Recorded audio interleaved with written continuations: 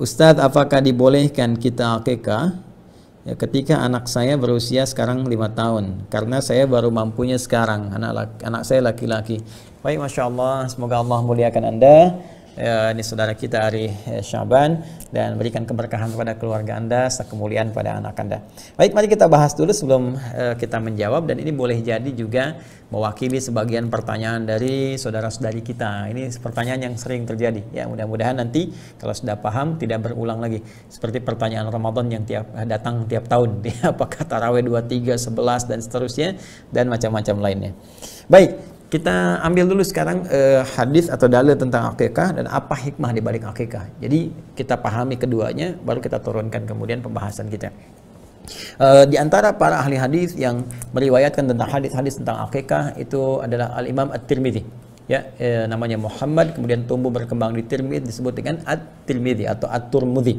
Di nomor hadis 1522 ya, dari Samurah bin Jundub radhiyallahu taala anhu. Ya, sahabat Nabi Samurah bin Jundub radhiyallahu taala anhu. Ya. Saya karena sering membahas tentang ini, jadi sedikit banyak insyaallah hafal hadisnya. Kita lihat ini banyak sekali nanti hadis-hadis terkait dengan ini, tapi ini yang paling populer ya. Hadis dari Samurah ya. Samurah bin Jundub. Nah. Dari Nabi sallallahu alaihi wasallam, beliau bersabda, saya tuliskan dulu ya kalimatnya, kullu ghulamin ya, kullu ghulamin rahinatun ya bi'aqiqatihi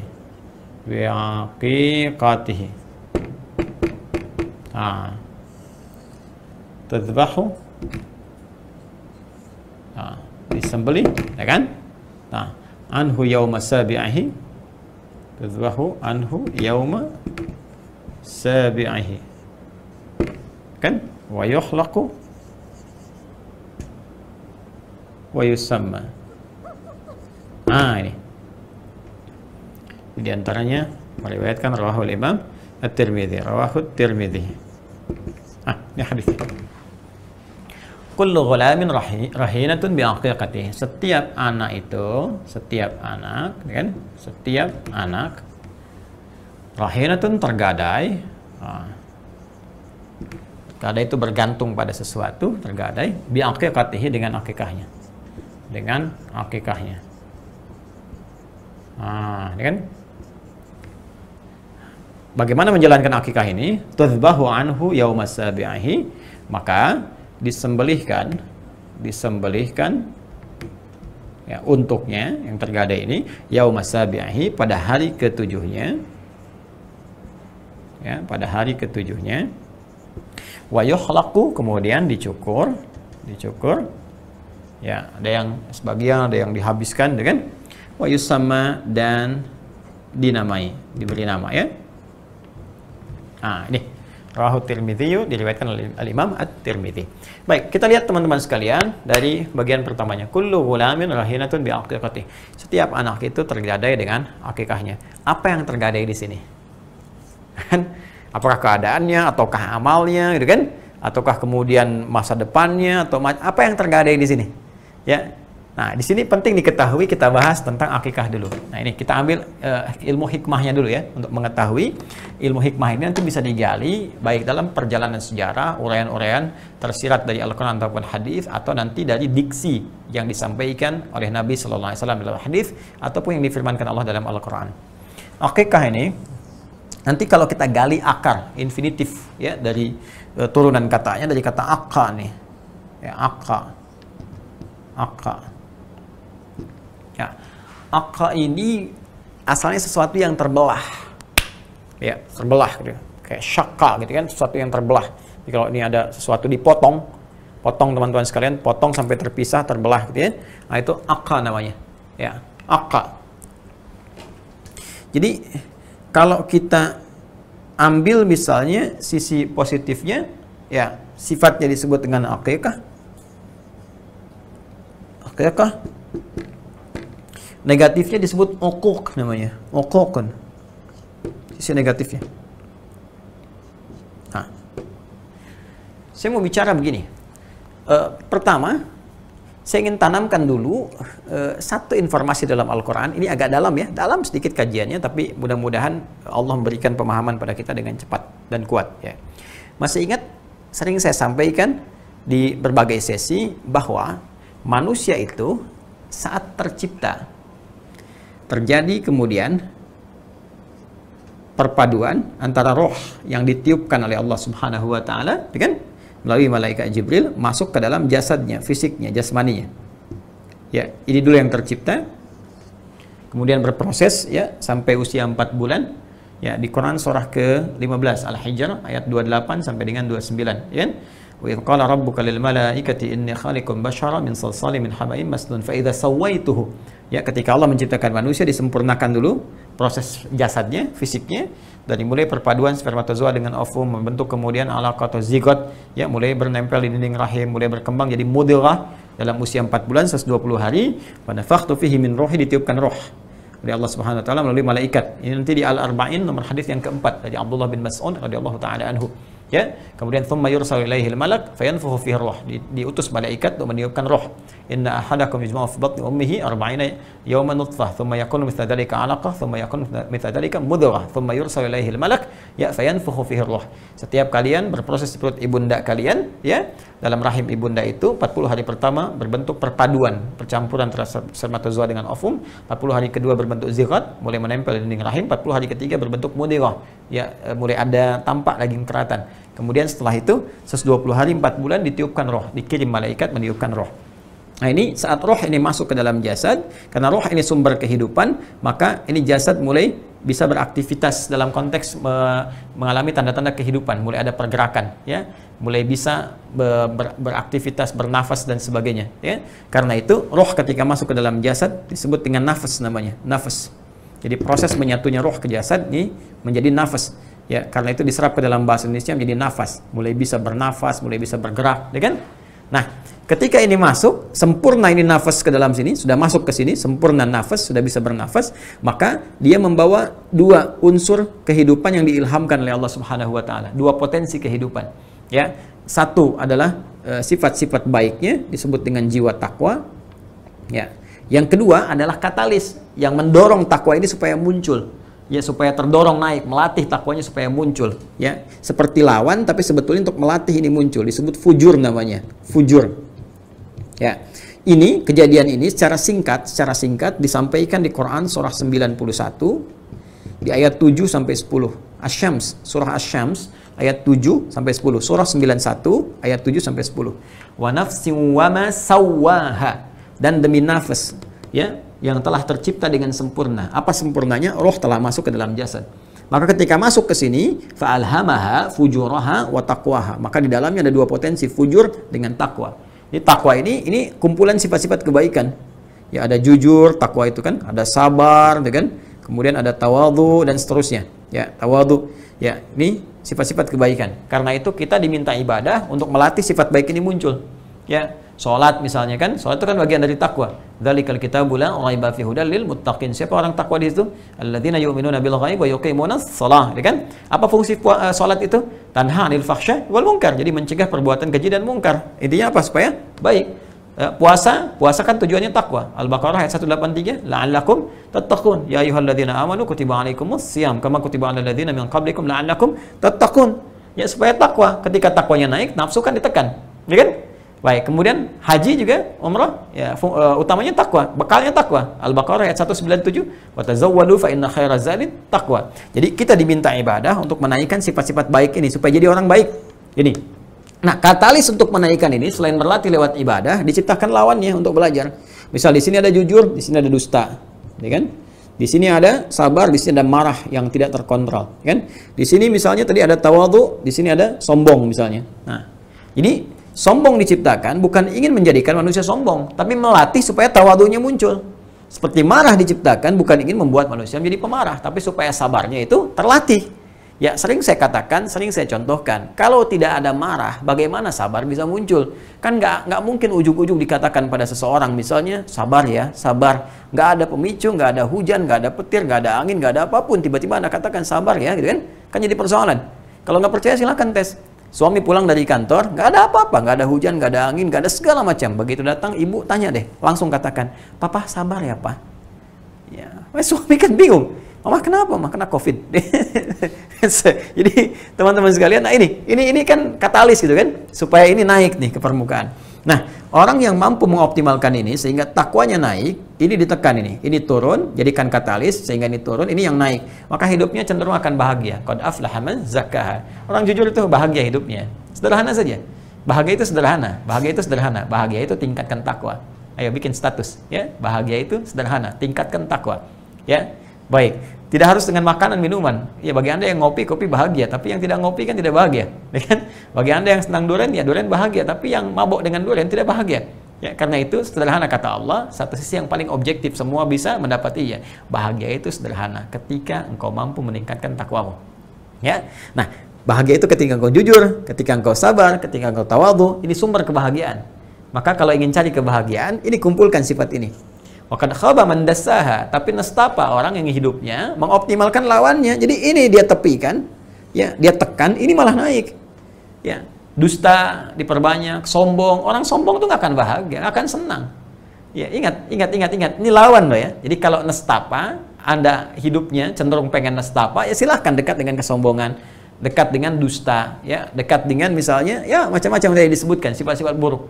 Tapi siapa yang ingin seperti itu? Tidak ada. Ya, karena itu setiap orang menginginkan sifat-sifat baik ini. Nah, teman-teman sekalian, tapi pada prakteknya ini tidak mudah. Ya, ini tidak mudah. Ini, sifat fujur ini dimanfaatkan oleh setan. Setan. Nah, setan disebutkan 88 kali dalam Al-Quran. Setan itu memohon kepada Allah untuk bisa menggoda manusia. Ingat ya, setan tidak punya kuasa untuk memaksa. Ingat. Setan tidak punya kuasa untuk memaksa. Jadi bodoh kalau ada manusia mengikuti setan, karena setannya nggak maksa. Dia hanya diberikan peluang menggoda. Itu pun dibentengi oleh Allah ketika kita mau mengambil bentengnya. Ya, nanti di yaumil akhir diabadikan di Al-Quran, setan itu berlari, melepaskan diri dari semua orang nuntut. Orang berkata, gara-gara kamu nih, kata setan, saya kan nggak maksa, saya cuma ngajak, kenapa kamu ikut? Di saat itu Anda tidak bisa mengatakan, dasar kamu suneo, tidak bisa. Ya, itu sudah hisab gitu kan, sudah waktunya gitu. Maka dari itu sebelum sampai ke tahap akhir kehidupan kita harus sadar, jangan sampai terbawa ini. Nah, di Quran surah keempat, An-Nisa, Quran surah 4 ayat 118, dia mengajukan kepada Allah, ya, la'anahullah wa qala la tattakhidanna min ibadika nasiban mafruḍa. Ketika dia dilaknat, dia berkata, ya Allah, berikan aku kesempatan untuk mengambil bagian dari satu jiwa manusia untuk aku goda. Maksudnya apa? Ini sifat fujur. Ya, maka dia katakan wala udhillannahum wala umanniyannahum, ayat 119-nya, wala udhillannahum wala umanniyannahum, ya, maka aku akan sesatkan mereka lewat godaan di sini, wala umanniyannahum, aku berikan angan-angan, imajinasi. Makanya jangan heran kalau manusia sering berimajinasi, ya, apalagi di tempat-tempat yang setan banyak di situ. Kamar mandi itu banyak setan yang kotor-kotor. Makanya jangan mencari inspirasi di kamar mandi. Apa yang mau dicari inspirasi di toilet? Ya, nggak ada inspirasi di toilet. Keluar dari situ cepat, jangan lama-lama. Ini baca berita di toilet, baca koran di toilet, apa yang mau dibaca? Ini kan? Nah, jadi keluar dari situ, dapatkan di tempat yang terbaik. Ini yang dimanfaatkan oleh setan. Nah, sehingga alih-alih mengarahkan katalis pada kebaikan ini, dia memerintahkan pada yang buruk. Keluar dari nafas ini sesuatu yang buruk. Ya, keluar dari nafas sesuatu yang buruk. Ya, diperintahkan lewat siapa? Lewat setan. Ini yang dimaksudkan di Quran surah ke-12 di ayat 53. Ya, wa ma ubarri'u nafsi innan nafsa la'ammaratun bisu. Ya, dan sungguh kita nggak bisa mengatakan diri kita suci, diriku suci, karena ada nafas, ada nafsu, ada fujur. Dan sungguh nafas ini bisa digoda oleh setan lewat sifat fujur. Ini menggunakan sistem sinekdok totem pro parte. Jadi bahasa Indonesia itu ada sinekdok pras pro toto, sebagian mewakili keseluruhan, ada sinekdok totem pro parte, keseluruhan diambil untuk mewakili sebagian karena dominan di situ. Ya, maka Quran menyebutkan nafasnya nih. Ya, disingkat di bahasa kita dengan nafsu. Nafsu yang dimaksud sifat fujurnya. Ini teman-teman sekalian, nafsu ini mengarahkan pada sesuatu yang buruk. Su itu sesuatu yang buruk. Su sesuatu yang buruk. Yang tadi disebutkan. Ya. Nah, ada yang sangat menarik tuh, ada yang sangat menarik.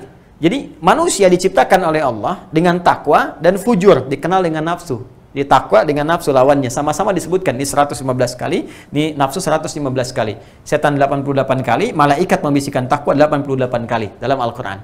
Jadi kalau malaikat diciptakan dengan takwa saja, ya kan? Nah, menariknya ada makhluk yang diciptakan dengan nafsu saja. Jadi ada yang dengan takwa saja itu malaikat. Karena itu jangan heran, ya, malaikat itu selalu sempurna, suci, tidak pernah berbuat maksiat. Makhluk sempurna itu, makhluk ya, yang sempurna itu malaikat. Ya, Quran surah ke-66 ayat 6. La ya'sunallaha ma amarahum wa yaf'aluna ma yu'marun. Malaikat tidak akan pernah berbuat maksiat dan menunaikan tugas sesuai dengan tupoksinya. Ya, silahkan cek. Tidak akan ada yang berkhianat. Pernah dengar malaikat Jibril korupsi ayat? Mustahil. Ya, mustahil. Tidak pernah malaikat Jibril korupsi ayat, apalagi korupsi bansos misalnya atau yang lainnya. Dan pasti ya itu selalu sempurna ditugaskan oleh Allah Subhanahu wa taala. Jadi tidak pernah ada malaikat maut tertukar mencabut nyawa, mustahil. Kenapa? Karena sifatnya sempurna, tidak pernah berbuat salah. Jadi jangan pernah memuji malaikat karena kurang kerjaan, karena memang sifatnya sudah terpuji. Nah, lawan dari sini nafsu. Ada makhluk yang diciptakan dengan nafsu saja. Apa itu? Hewan. Ya, si Aman, nafsu. Si singa, nafsu, itu kan? Macan, nafsu. Kucing, nafsu. Kuda, nafsu. Jadi hewan diciptakan dengan nafsu saja. Makanya jangan pernah menuntut hewan untuk bersikap sopan, berakhlak, mulia. Susah. Ya, delman kalau datang syahwatnya, ya sudah. Kucing datang syahwatnya, depan Anda bisa dilakukan. Ayam juga begitu. Silahkan misalnya, delman, keliling kota Bekasi, nggak pakai celana. Dia bangga aja. Ya bangga aja, ketawa depan Anda tuh. Padahal dia nggak berbusana, ya buang kotoran di mana saja, wajar. Jadi jangan pernah mencela hewan, karena memang hewan itu hidupnya tercela dalam keadaan dengan nafsunya. Ya, dan jangan sampai banyak memuji malaikat karena sudah terpuji. Hanya persoalannya manusia hidup dengan takwa dan nafsu. Hewan nafsu saja. Ingat, hewan nafsu saja. Jika nafsu ini dominan, maka muncul sifat-sifat buruk teman-teman sekalian. Nah, paham sampai di sini? Apa kaitan dengan pembahasan kita? Sekarang perhatikan baik-baik. Seorang yang tumbuh, anak yang tumbuh, dewasa, kemudian nafsunya cenderung ya mendominasi pada dirinya karena pengaruh-pengaruh lingkungan di sekitarnya. Fa'abawahu yuhawwidani au yunassirani au yumajjisani. Tumbuh terpengaruh oleh lingkungan yang tidak baik, tayangan-tayangan yang buruk, pengaruh-pengaruh sekolah, ada teman yang tidak bagus, sehingga tiba kemudian, mohon maaf sekali, dia misalnya tiba-tiba bisa durhaka pada orang tuanya. Ya, bisa mencela orang tua, bukan sekedar membantah, tapi juga bisa melukai, menyakiti. Allah, berlindung kepada Allah. Yang terjadi seperti sekarang, ya Allah. Bahkan tega kemudian menyakiti, menzalimi, ada yang sampai membunuh, ya Allah. Astagfirullah. Astagfirullah. Nah, durhakanya anak pada orang tua disebut dengan uququl walidain. Uququl walidain. Ini yang konteks negatif tadi. Masih ingat yang negatif? Uquq, terbelah. Ini seakan rasa sayang yang ditanamkan oleh orang tua dari sejak dalam rahim ibundanya, dididik, dirawat, itu menjadi terbelah, kayak hilang, belah. Akibat pengaruh-pengaruh nafsu, pengaruh lingkungan yang mengaktifkan sifat fujur nafsunya. Ya, dipengaruhi oleh setan tadi. Jadi terbelahlah kasih, sifat kasih yang sudah ada terbelah seakan hilang. Perhatian seakan terlupakan, perawatan, kasih sayang diganti popoknya, disayang-sayang, diangkat, ditidurkan, dimomong-momong, itu hilang, terbelah, semua gelap. Uquq namanya, uququl walidain. Anak-anak yang durhaka karena dikuasai oleh apa? Oleh nafsunya, pengaruh setan dan lingkungan sekitarnya. Nah, karena itu diharapkan ada satu syariat yang diajarkan dalam Islam, dengan harapan melalui syariat itu diharapkan kita berdoa, bermohon pada Allah Subhanahu wa taala supaya anak itu tumbuh ya, dan terbelahlah potensi durhaka kepada kedua orang tuanya, potensi perbuatan buruknya. Nah, untuk membelah ini maka kita ambil yang positifnya, yaitu aqiqah. Ya, sifatnya disebut apa? Aqiqah. Jadi aqiqah itu ya, hikmahnya dalam ilmu hikmah, syariatnya disyariatkan ini dengan harapan sebagai ritual yang kita tujukan sebagai doa kepada Allah Subhanahu wa taala melalui petunjuk Rasulullah sallallahu alaihi wasallam, komitmen yang dibangun untuk memotong lebih dini potensi-potensi nafsu yang negatif yang memungkinkan anak di kemudian hari terpengaruh buruk sehingga melawan ataupun durhaka kepada kedua orang tuanya. Paham sampai sini? Karena itulah yang dipotong itu binatang.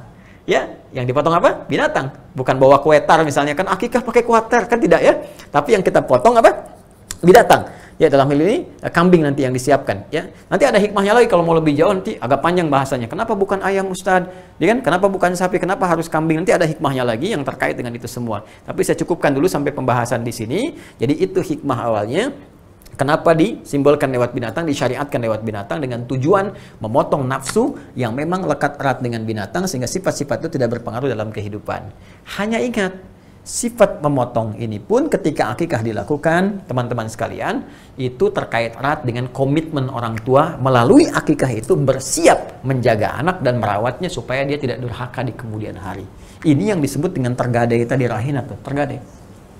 Nah, ini dengan proses ini diharapkan orang tua komitmen dan digadaikan dengan komitmen itu melalui ritual tadi, syariat akikah tadi. Jadi begitu kemudian ada itu dilakukan, ya, maka apa yang bersamaan terjadi dengan itu semua? Orang tua berkomitmen, berdoa, mohon kepada Allah. Jadikan anak ini anak yang saleh ya Allah, bebaskan dia dari pengaruh nafsunya yang buruk, gitu kan? Kemudian ketika disembeli, dia berdoa, mohon kepada Allah, minta kebaikan. Saat itu pula, ketika itu, ya, komitmen ini dituntaskan lewat apa? Satu, lewat pemberian namanya dan sekaligus memotong atau mencukur ya rambut-rambut yang ada di kepalanya, bukan sekedar berharap supaya menjadi bersih dan baik, tapi juga membersihkan pengaruh-pengaruh pikirannya dari pikiran-pikiran atau pengaruh-pengaruh negatif yang memungkinkan ia berbuat buruk di masa yang akan datang. Maka ini bagian dari dicukur dan disedekahkan nanti, ditimbang disedekahkan, seperti hadis nanti riwayat dari Sayyidah Fatimah radhiyallahu taala anha ketika dikaruniai Al-Hasan dan Al-Husain dan beliau bersedekah dengan timbangan sesuai dengan apa yang dicukurnya itu, kemudian diberi nama sesuai dengan harapan kebaikannya. Ya, jadi sesuai doa kita dan harapan kita. Misal Anda ingin anak pertama misalnya jadi ahli Quran, Anda beri nama misalnya Muhammad Ahlul Quran. Yang kedua misalnya pakar hadis, ya Muhammad Khabirul Hadis atau Ahmad Khabirul Hadis. Yang pertama Muhammad, kedua Ahmad, ya kan? Yang ketiga misalnya fikihnya, jadi ahli hadis nomor 1, ahli Quran nomor 1, ahli hadis nomor 2, ahli fikih nomor 3. Misalnya Muhammad Faqihul Islam, Masya Allah. Jadi Qurannya ada kakaknya, hadisnya ada adiknya, kemudian si bungsu fikih, lengkap semua. Tapi komitmen di situ, ketika diberi nama, cari guru-guru yang baik, sekolahkan tempat yang baik, seperti Nabi Zakaria alaihissalam ditugaskan oleh Allah Subhanahu wa taala ya ketika bermohon Imran dengan istrinya Hannah meminta kepada Allah diberikan petunjuk lewat Nabi Zakaria yang merawat Maryam, cari guru yang baik, cari tempat yang baik mihrabnya, sekolahkan di tempat yang baik, cari pendamping yang baik, guru yang baik sehingga tumbuh sesuai dengan harapannya. Masya Allah, anak pertama ahli Quran, kedua ahli hadis, ketiga ahli fikih. Jadi ketika Anda ada persoalan, Anda tinggal tanyakan, kakak ayatnya apa? Ini ayah. Ya Quran surat sekian, ayat sekian, posisi paling sekian, dari bawah hitung ke atas sekian. Masya Allah. Hadisnya mana adek? Hadisnya di riwayatnya, ini di mu'jamnya, ini di sunannya, ini di dan seterusnya lah. Ya sunannya, musnadnya, mu'jamnya terus. Fikihnya bagaimana? Ini ayah pendapat Imam Abu Hanifah, ini Imam Malik, Imam Syafi'i, ini Imam Ahmad. Masya Allah, lengkap, indah. Di rumah ada majlis. Ya, YouTube Adi Hidayat Official sudah nggak laku lagi.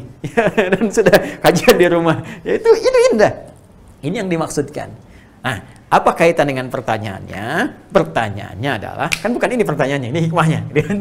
Nah, pertanyaannya, Ustadz saya itu belum mampu waktu itu. Mampunya setelah 5 tahun ada masih berlaku? Tidak. Nah, di sini teman-teman sekalian, Al-Imam At-Tirmidzi yang meriwayatkan hadis ini, beliau memberikan pendapat sabi' ini boleh nanti dibatasi tidak hanya di hari ke-7. Ya, tidak hanya di hari ke-7 karena syariat disebutkan sabi'ihi, di hari ke-7-nya diberikan nama, diakikahi, kemudian dicukur, gitu kan. Nah, di sini teman-teman sekalian, ada yang menafsirkan termasuk Al-Imam At-Tirmidzi memberikan batas ya dari isyarat kata ini pada kelipatan 7-nya, tapi dengan batas tertentu. Maka beliau katakan, ada pendapat Imam At-Tirmidzi ya, beliau katakan kalau tidak ada uzur di hari ke-7, hari ke-14, kelipatan 7. Ya, tidak ada uzur di hari ke-14, hari ke-21. Dan beliau berhenti di kalimat hari ke-21 itu untuk memberikan kiranya kepada kita petunjuk kelonggaran-kelonggaran untuk bisa memaksimalkan itu semua. Nah, dari sini para ulama memberikan pandangan pertama terkait dengan hukum. Nanti saya sampaikan solusi di sini. Pertama, karena ini tergadai dan hikmahnya penting, ya zahiriyah, ya dari satu mazhab, tapi ini tidak populer dan banyak sekali pendapat-pendapat mayoritas ulama yang berbeda dengan pandangan ini. Dia mengatakan wajib karena hikmahnya begitu besar. Tapi pendapat ulama yang paling mendekati kebenaran di sini dalam arti sangat populer disepakati mayoritas ulama mengatakan ini sunnah hukumnya. Ya, sunnah hukumnya. Kalau mampu dikerjakan bagus, kalau tidak mampu pun pada saat itu tidak mengapa. Ya, gugur kewajibannya karena ketidakkemampuannya, gugur kesunahannya karena ketidakmampuannya pada saat itu, namun tidak meninggalkan komitmennya untuk merawat anak. Ini poinnya. Jadi yang terpenting dari akikah ini komitmen orang tua untuk mewujudkan perawatan anak, menjaga supaya tidak dikuasai nafsu. Jadi kalaupun ada orang tua mampu mengakikah pada saat itu, tapi kemudian mohon maaf dia tidak diimbangi dengan pendidikan, ya bangga aja cari kambing yang paling gemuk, ya kambingnya dipotong dan sebagainya. Tapi anak ini nggak pernah dididik. Ya katanya pengen dekat dengan Allah, pengen jadi ahli Al-Quran, tapi disekolahkan di tempat yang tidak kenal Al-Quran, di tempat yang nggak pernah belajar sholat. Ya bagaimana anak Anda jadi soleh kalau Anda tempatkan di tempat yang salah? Kan nggak nyambung gitu. Ya, tapi Masya Allah, Anda pada situ belum ada kemampuan dan gugur kesunahannya gitu kan. Ya seperti kalau Anda misalnya sholat 2 rakaat sebelum zuhur, terus lewat waktunya, ya sudah mendekat ke waktu asar, nggak sempat gitu kan gugur kan sunnahnya pada saat itu. Tapi hikmahnya bisa Anda dapatkan, ganti dengan bacaan Al-Quran misalnya, ya ganti dengan sedekah dan sebagainya. Demikian pula ini, walaupun waktunya terbatasi, ya pada kondisi anak misalnya sebelum mencapai masa sempurna 2 tahunnya, ya, atau masa-masa kemudian menjelang kepada balighnya, maka di sini tidak mengapa gugur kesunahannya, tapi tetap Anda dituntut menampilkan komitmen Anda untuk merawat anak itu. Dan kalau ingin menggantinya, Anda bisa ganti dengan sedekah, misalnya senilai dengan nilai akikahnya. Misal anak Anda laki-laki kan 2 kambing di situ kan, Anda sekarang punya kemampuan ya dengan 2 kambing itu, maka Anda sedekahkan dengan niat memohon kepada Allah diberikan pahala akikahnya di masa lalunya. Jelas ya? Boleh ganti dengan apa? Dengan sedekahnya dalam bentuk yang paling baik. Boleh Anda potong 2 kambing, niatkan sedekah misalnya, mengganti akikahnya di masa yang lalu. Jadi nggak harus kemudian setelah jadi orang dewasa, seperti saya misalnya 40 tahun misalnya, yang 40 tahun, 50 tahun diakikahin lagi karena dulu tidak usah. Anda cukup kemudian niatkan dengan sedekah saja ya, sebagai pengganti yang lalu. Itu pun sunnah hukumnya akikah itu, jadi tidak sampai ke derajat wajib. Bahkan Imam Abu Hanifah mengatakan mustahab. Mustahab itu yang sangat disukai, ibadah kata beliau ya, maaf, ibadah bukan mustahab tapi ibadah. Artinya apa? Wajib tidak, sunnah juga tidak, hanya diperkenankan sebagai bagian kepatuhan kepada sunnah Rasulullah SAW. Jadi saya katakan Anda yang sekarang anaknya sudah berusia 5 tahun, silahkan Anda bersedekah senilai dengan akikahnya. Jika laki-laki berarti ini laki-laki ya, berarti 2 kambing, silahkan. Ya Allah Ta'ala alam bisawab.